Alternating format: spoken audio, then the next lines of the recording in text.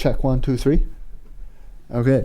Okay, Tamex Skinotany. This is Siksika Media. We're here with Darrel Daniels. Let him give a little intro, but first, welcome to our channel. We're here with our Get to Know. And I'll just let Darrel give himself an intro, what he does, his career, what he's doing. So, take it away. Thanks, everyone. Thanks for having me. Mm-hmm. Well, I'm Darrel Daniels, Uki. My grandparents are the late Joyce and Jerry Daniels. And my grandma is Georgina Sinnigo and the late Pius Sinnigo. Currently living in Lethbridge right now. Just finished graduating at the University of Lethbridge with an Indigenous Studies, Indigenous Governance and Business Management degree. Working at the university with a group sponsored by MasterCard Foundation. And so it's a tri-partnership with MasterCard, University of Lethbridge, and Blackfoot Confederacy Communities.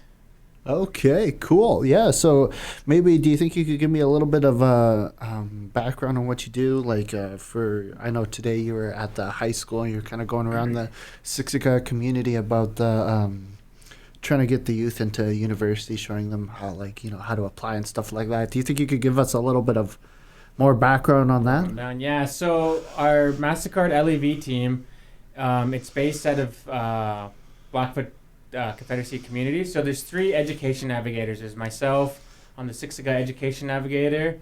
There's a lady from Kainai and a lady from Bugani.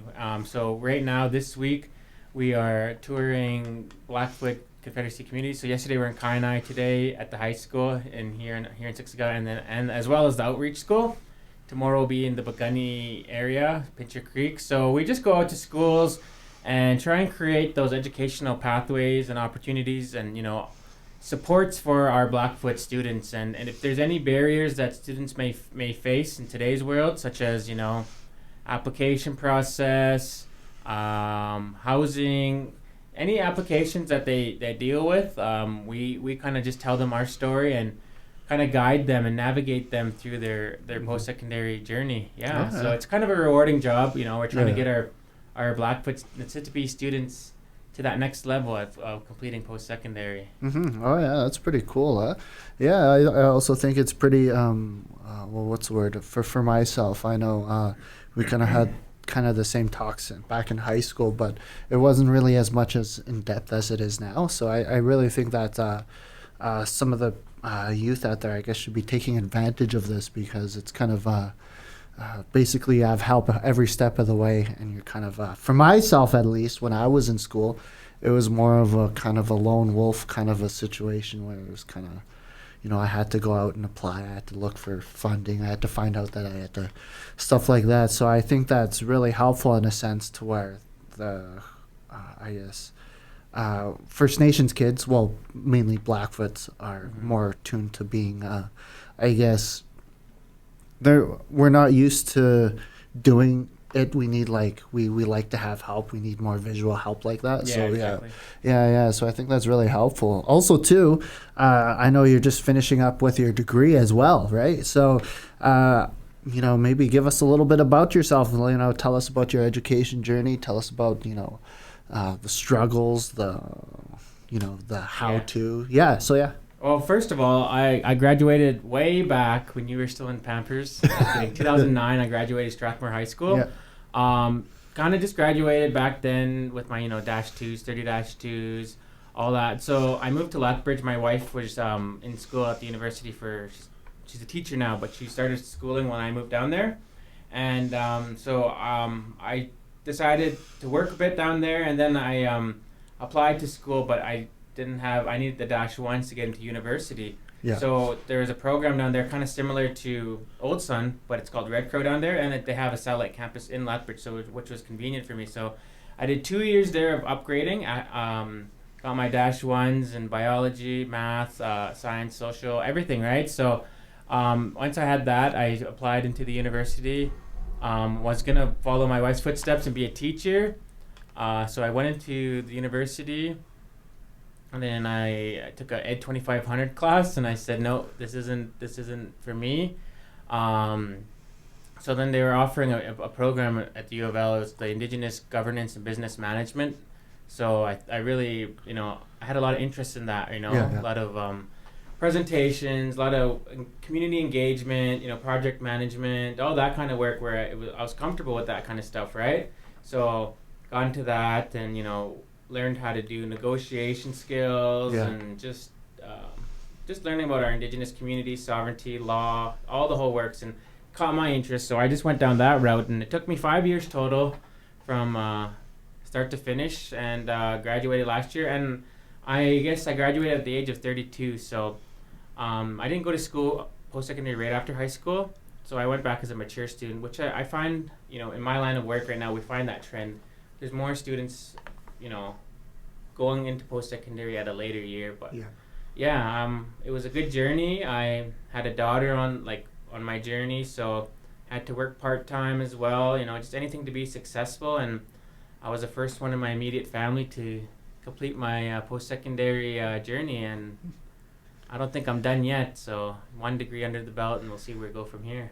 Oh yeah, definitely. That's pretty cool. So, in terms of challenges, what kind of challenges did you face? I know just because myself and my experiences going to school, it was kind of I guess for myself when I was going to school, it was very new. It was very I think the scary thing for me why I didn't go back was because I just wasn't sure if I was good enough. You know what I mean? Mm-hmm. And I feel like that's kind of the same thought with other First Nations or Blackfoot youth out there. They kind of feel like they're not good enough. Did you have that kind of similar thought, or if not, what kind of other challenges did you face during your career?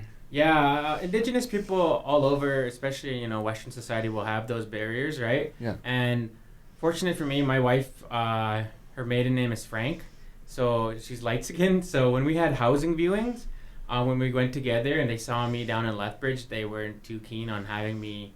I don't think there was a good chance that I would get the place if I was attending. So we just started sending my wife, my girlfriend at the time, we weren't married yet, to go and do these house viewings. And with her maiden name being Frank and light skin, we got an instant call back, and that was kind of a barrier. Hey, we kind of we're biting our tongue saying, is this what we're gonna have to go through? But once we got our foot in the door, we started building those connections, those networking, and kind of Lethbridge became comfortable and home, right? So we've gotten pretty comfortable there. But another big issue, though, I think with any not indigenous only, but any student, is finance, right? Financial barrier, right? There's that, we're fortunate to get a living allowance from Old Sun here, but in today's society, with the economy booming, it's tough to get by with one income, right? So I took on extra curriculums like reffing minor hockey, took on a part-time job where I'd work maybe 9 hours a week, just part-time. It was an after-school program with youth. So I just ensured that I just,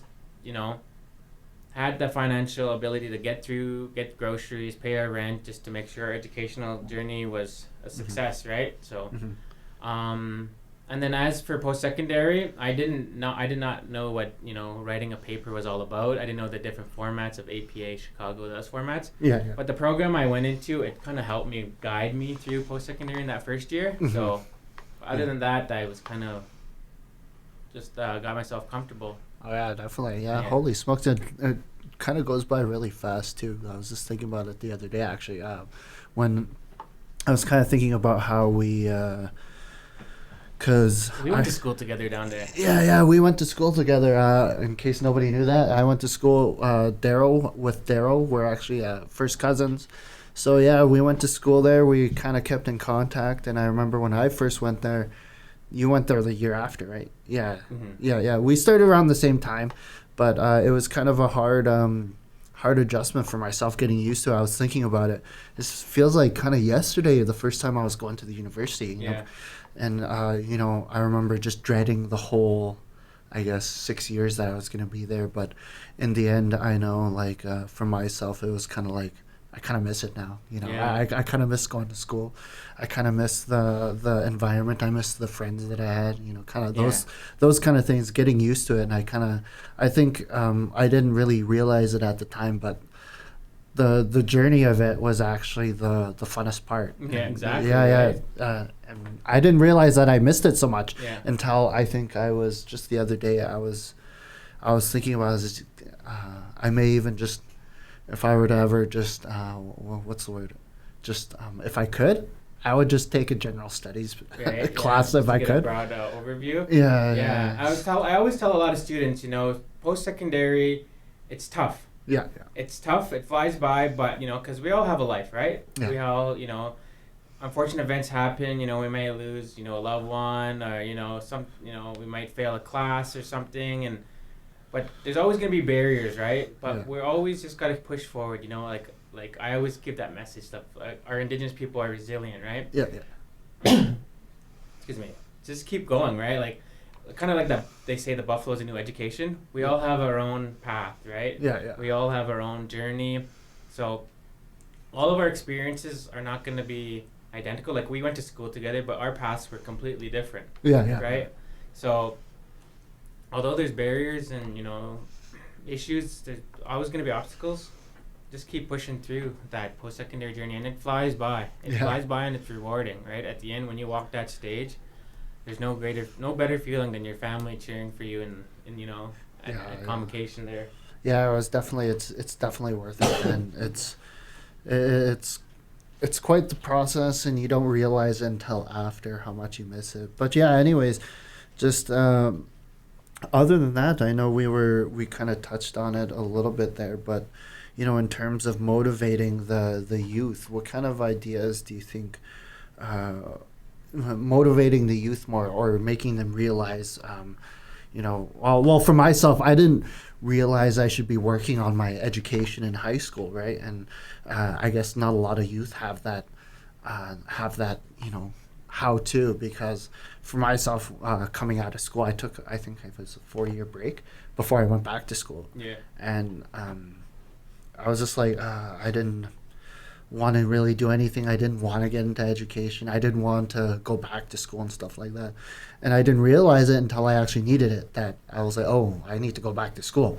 And thinking back at it, at the talks, you know, there's a lot of it. There's actually more interest now.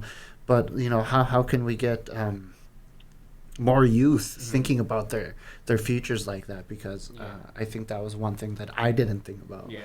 Yeah, so how do you think we could actually do that? Is there any type of ideas that you would try to implement? Right now, so with our Navigator team, MasterCard's mandate right now is to get 100,000 Indigenous youth to graduate post-secondary by 2030, Yeah. and they're on route right now for that. Oh, really? So yeah, so they gave us, the U of L, this funding to go out and help with those barriers for Blackfoot students, right? So any barriers that our Blackfoot students are facing, whether it be, you know, because today's world, an application fee is about what, $150? Yeah. That's expensive for people, right? Like, so paying a $150 application fee and not knowing if you're going to get into that institution, that's a barrier right there, Yeah. right? Not everyone has those funds, right? So we're out there showcasing to these students, okay, well, this is, like, it's good to start them young. Like, at the high school today, they were grade 9 to 12, right? Those grade 9s and 10s will know what class, well, if they start looking, if they're serious about post-secondary right now, they'll look at the classes they need to get into post-secondary, right? So that's why we're out there sending messages, hey, like, look at what you need. Here's the program guide. Here's the view guide. Let's get looking at it now, right? And then our work has sent us all across Alberta to all the institutions, right? Calgary, Edmonton, so like Nate, U of A.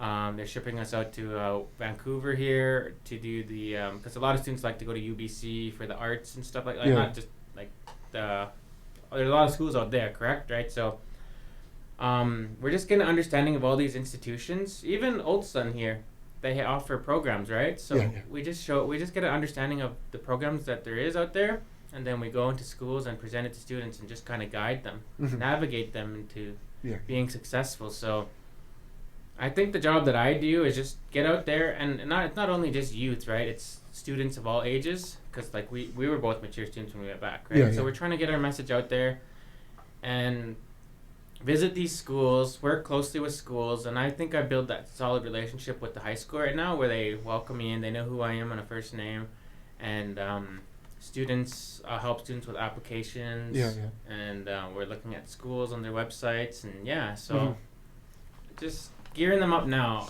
Our company, because of COVID, didn't get a full launch. Yeah. But now we're out in communities now. We're out doing all these presentations. So Oh yeah. reaching a lot of youth. Yeah. So it's a rewarding job, but right now a lot of kids, I think they get distracted easy. Yeah.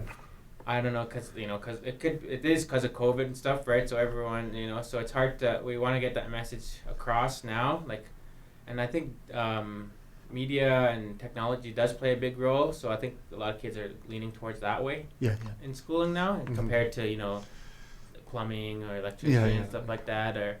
So I'm glad that our phones and stuff are keeping them busy and creating jobs in the future for schooling and stuff. Oh, yeah, so definitely, there's yeah. always something out there for our youth. Yeah. I also like what you said in your presentation, that there's not only there's like a lot more options. There's not just education or like going back to school. There's also there's culinary arts. There's diplomas. You can also Yeah. apply for. I think what was the other one? There's private institutions. yeah, so private like if someone wants to be like a hairstylist or something Yeah, like yeah. that, they can go do that. We can gear them up for colleges, post-secondary, because there is a difference between colleges and universities, right? There's Yeah, the yeah. diplomas and the degrees. So some students don't understand the differences between that, right? Mhm. A lot of them like kind of their eyes open. Their eyes go wider when we say that a diploma is only 2 years. Yeah. Compared to the university 4 years, Mhm, right? So a mhm. lot of them are more interested in that route. Yeah. But once you're in school and you want to further on your education, we know that we want to just keep going, right? Yeah. There's no barriers when it comes to us helping them find what institution they want to go to. So Yeah, definitely. Yeah, it looks like we're running out a little bit of time. We're almost at the 20-minute mark. So, yeah, thank you, Darrel, for Yeah. coming in. thanks for having me. Yeah, that was Darrel Daniels. He came in, just give us. He's kind of helping out the youth there. They're getting into school. So, yeah, if you're out there, check the links below. We'll have some links, some contact information for them. Yeah. You can reach them at. So, yeah, just check the description. Yeah, this was Siksika Media. And, yeah, thanks for watching. And one more second. If anyone's interested in applying for post-secondary, it doesn't matter your age or regardless, reach out to me and we can get going from there. Yeah, like you mentioned, we'll have link provided. So I'll leave my contact info with you. okay, yeah, definitely. Just check the description. It'll be there. And, yeah, peace out.